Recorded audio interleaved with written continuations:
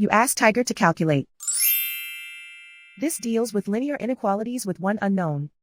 The final result is a greater than 20 over 3 greater than 62 over 3. Let's solve it step by step. Isolate the a. Multiply both sides by inverse fraction 5 over 3.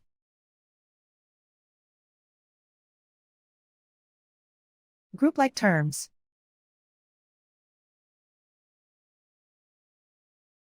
Multiply the coefficients.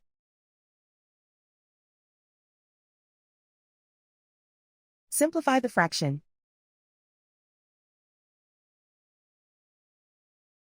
Multiply the fractions.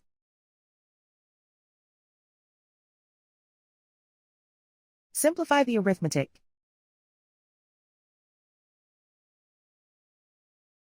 Plot the solution on a coordinate grid.